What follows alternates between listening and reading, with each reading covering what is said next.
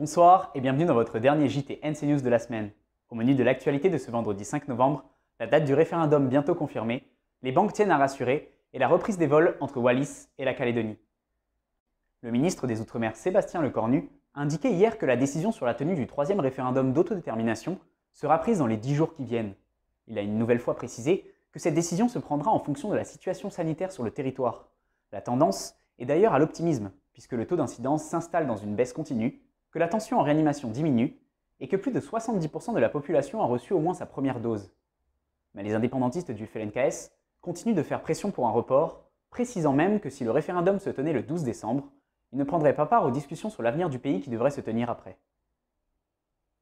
Du côté des institutions financières, on se veut au contraire rassurant. Le lundi 13 décembre sera un lundi comme un autre, a expliqué le haut-commissaire.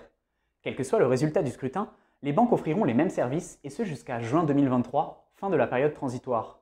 La monnaie et le système bancaire resteront donc inchangés. Une tentative pour l'État et le monde bancaire de lutter contre la fuite des capitaux, mais aussi d'éviter un moment de panique qui pourrait entraîner des retraits massifs dans les guichets. C'est le comité de suivi du Covid de Wallis et Futuna qui l'a annoncé hier. Les vols entre Wallis et la Calédonie pourront reprendre à partir du 18 novembre prochain. Une décision que le préfet Hervé Jonathan a justifiée par l'amélioration certaine de la situation épidémique en Nouvelle-Calédonie avec une régression de la circulation du virus.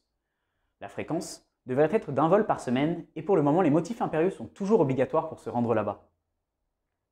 Des militants opposés à l'obligation vaccinale se sont de nouveau regroupés à la sortie de Païta Nord sur la Save Express tôt ce matin.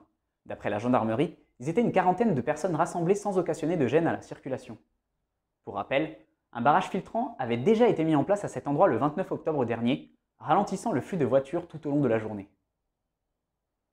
Après l'annonce de la prolongation du confinement strict sur les 2 prochains week-ends, les commerçants et prestataires de services tirent la sonnette d'alarme.